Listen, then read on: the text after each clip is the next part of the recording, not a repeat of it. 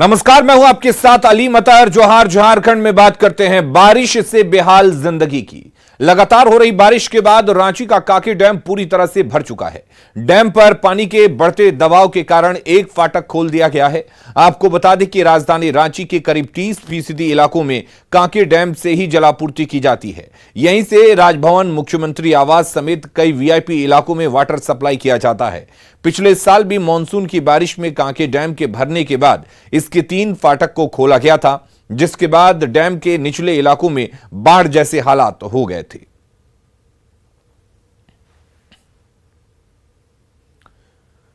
और सिमडेगा में पिछले 30 घंटे से लगातार हो रही बारिश से नदियां उफान पर हैं। शंख नदी में पानी बढ़ने से निचले इलाकों में बाढ़ की स्थिति हो गई है, जिससे कच्चे घरों को काफी नुकसान पहुंच रहा है। वहीं कई पुलिया भी ओवरफ्लो हो रहा है।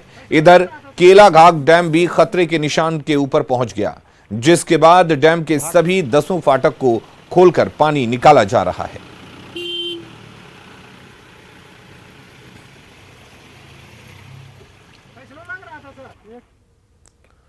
और वहीं रामगढ़ में 3 दिनों से लगातार हो रही मूसलाधार बारिश के बाद पतरातू डैम के जलस्तर में वृद्धि देखी जा रही है।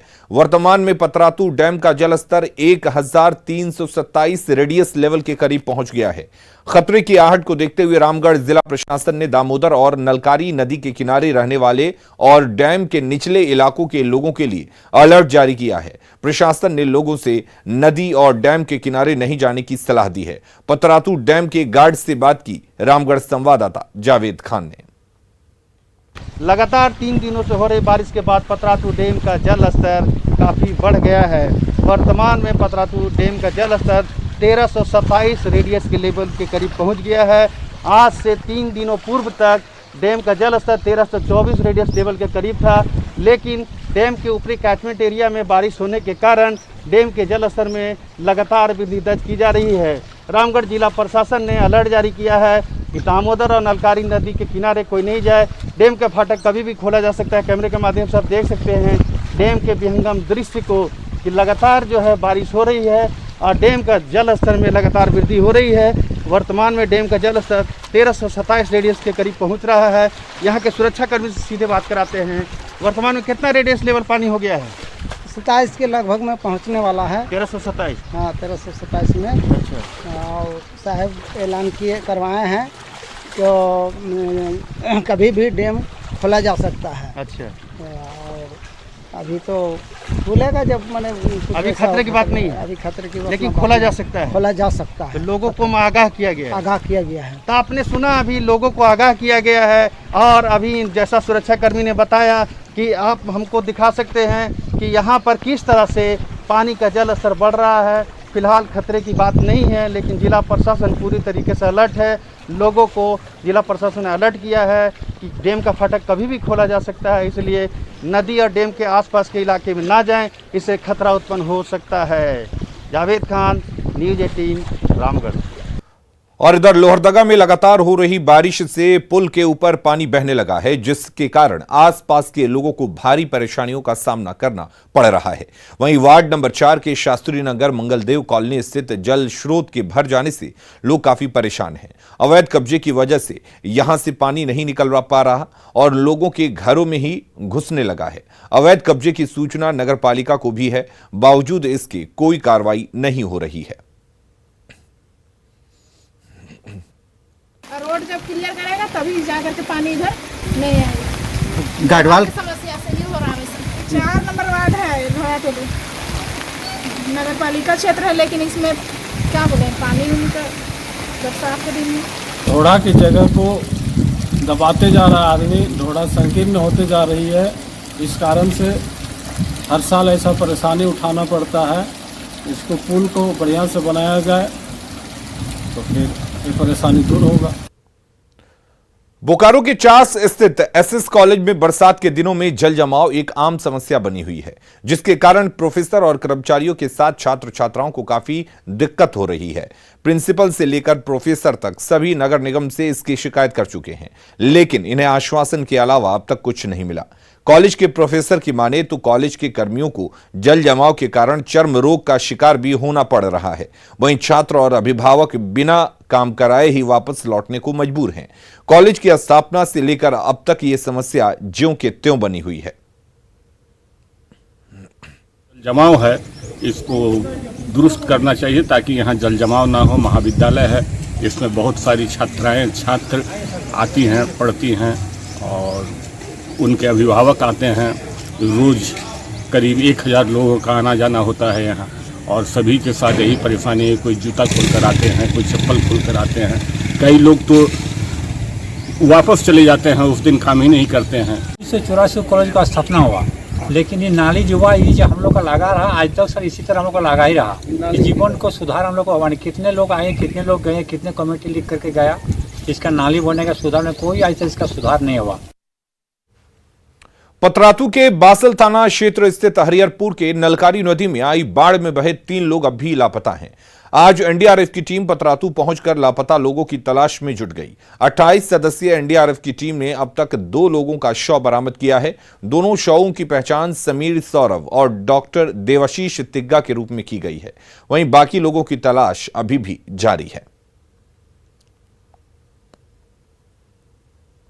28 लोग आए हैं यहाँ पे, और सुबह 5:15 बजे से हमने ऑपरेशन को शुरू कर दिया था, और अभी तक सुबह से 2 डेड बॉडी अभी रिट्राइव हो गई हैं। और हमें जो सूचना मिली है लोकल प्रशासन द्वारा कि कुल 3 डेड बॉडी हो सकती हैं, तो एक ही और तलाश अभी जारी है, 2 मिल चुकी हैं।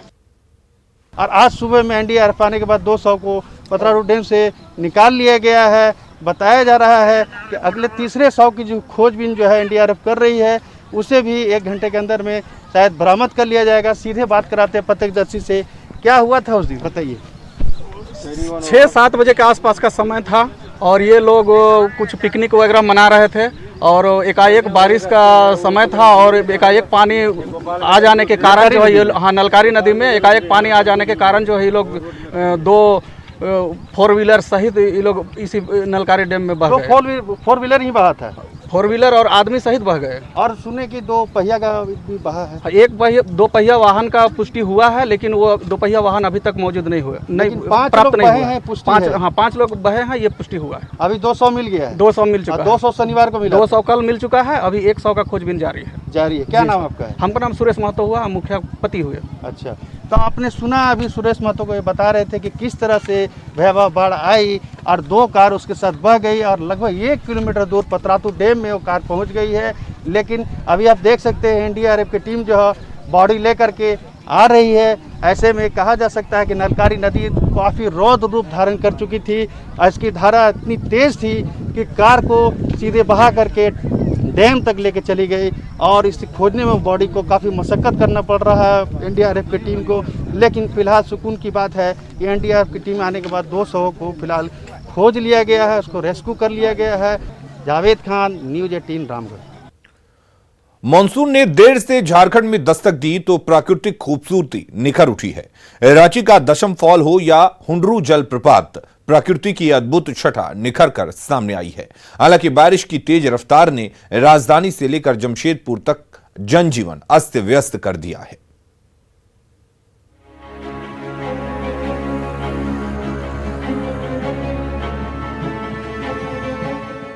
बेहद खूबसूरत सा नजर आ रहा जलप्रपात रांची और खूंटी जिले की सीमा पर स्थित दशम फॉल है। ये अपने उफान पर है। प्राकृतिक छटा के बीच सैलानी बारिश में भी यहाँ की खूबसूरती का दीदार करने पहुंच रहे हैं। अब इस जलप्रपात के विहंगम दृश्य को भी देख लीजिए। यह है झारखंड का सबसे ऊंचा जलप्रपात हुंडरू फॉल। तस्वीरें ऐसी कि आपकी नजरें टिकी की टिकी रह जाएं। मानसून की लगातार बारिश से स्वर्णरेखा नदी उफान पर है, लिहाजा 320 फीट ऊपर से गिर रहे इस जलप्रपात के सौंदर्य के साथ ही इसकी भयावहता भी देखी जा रही है। भारी बारिश और फॉल से गिरते हुए पानी को देखकर सैलानियों के हुंडरू फॉल के करीब आने पर प्रशासन ने फिलहाल रोक लगा दी है। रांची में मानसून की लगातार बारिश से जहां किसानों को सुखाड़ की आहट के बीच राहत मिली है, तो वहीं दूसरी तरफ राजधानी के निचले इलाकों में बारिश ने लोगों की परेशानी बेहद बढ़ा दी। रांची के पंडरा के पंचशील नगर का ये रोड नंबर 3 है। सड़क पर नदी जैसा नजारा है। धारा इतनी तेज है कि आम आदमी घर से बाहर निकलने की हिम्मत नहीं जुटा पा रहा। लगता है कितने साल से जब हम लोग घर बनाए तब से झेलने पड़ रहा है। अरे ये नदी का इलाका था क्या? हाँ, ये नदी था। तो नदी था तो अथी बेच दिया, हम लोग घर ले लिए। हम लोग क्या जान रहे थे कि झेलने पड़ेगा, बाकी पूरा जब से बना तबे से झेल रहे हैं। कहूँ जाने आने में इतना परेशानी हो रहा है कि आदमी लेके झेल रहा है। सागरो रोड में बन गया। तो वहीं जमशेदपुर में भी लगातार हो रही बारिश के बाद शहर की स्थिति बिगड़ गई है। सुवर्ण रेखा नदी में पानी का जलस्तर बढ़ने से 2000 से अधिक घर प्रभावित हो चुके हैं। बाढ़ में फंसे लोगों को ट्यूब के नाव बनाकर घरों से निकाला जा रहा है। तटीय इलाकों में सड़कों पर तो 7 से 8 फीट पानी लग चुका है। और कल रात से देख रहे हैं कि पानी काफी बढ़ा हुआ है यहाँ पर ही, और काफी लोगों को, बच्चे लोगों को बहुत तकलीफ है जो छत के ऊपर रह के अपना रात गुजारे हैं। और अभी भी आप देख ही रहे कि सब छतें के ऊपर में भी है, इधर भी है, और घर घर में पानी पूरा घुसा हुआ है, जिसके चलते सारा लोग को बहुत तकलीफ है। लगातार हो रही बारिश और सुवर्ण रेखा नदी के उफान के चलते जिला प्रशासन हरकत में आ गया है। तटीय इलाकों में लोगों से सतर्कता बरतने की अपील की जा रही है। वैसे पानी के खतरे के बीच कई लोग हालात को देखने पुलिये तक पहुंचते भी दिखे। न्यूज़ 18 के लिए जमशेदपुर से प्रभंजन कुमार के साथ रांची से संजय सिन्हा की रिपोर्ट। गुमला जिले के डुमरी प्रखंड के खेतली पंचायत के रतासिली ग्राम में लकवा बीमारी का आतंक देखने को मिला है। एक ही परिवार के दर्जन भर से अधिक लोग लकवा बीमारी का शिकार हो चुके हैं, जिसमें अब तक 7 लोगों की मौत भी हो चुकी है। वहीं 6 लोग अभी भी लकवा बीमारी से ग्रसित हैं। परिजन अंधविश्वास में रहकर मरीज का जड़ी बूटी से इलाज करा रहे हैं। बता दें कि गांव में कंवर समुदाय परिवार के लगभग 35 परिवार के लोग रहते हैं, जिसकी संख्या करीब 150 से 200 के बीच है। गांव में हो रही मौत को लेकर ग्रामीणों ने प्रशासन से मेडिकल जांच और आर्थिक सहयोग की गुहार लगाई है। वहीं प्रशासन ने बीमारी की जांच कराने और लोगों को हाइपरटेंशन से सावधान रहने की अपील की है। फिर वहां से आ रहे तो उस समय इसको भी लकवा मार दिया, फिर इसको यहाँ वहाँ दवाई करवाए, फिर बाद में थोड़ा थोड़ा यही चलते भूलते हैं आजकल। फिर ये ससुर जी का भी वही बीमार से डेथ किए। गांव वाले भी अब भयभीत हो रहे हैं, क्योंकि कल के दिन में जो डाइन बिसाही अंधविश्वास जैसे घटना भी घटने का संभावना हो सकता है। इसलिए मैं उम्मीद रखता हूं कि खरे इस पर जांच हेतु वरीय पदाधिकारी उतरकर इस पर जो है जांच किया जाए। जड़ी बूटी पे बहुत ज़्यादा विश्वास ना करें। जड़ी बूटी काम करता है, लेकिन थोड़ा टाइम लगता है, धीरे धीरे काम करता है।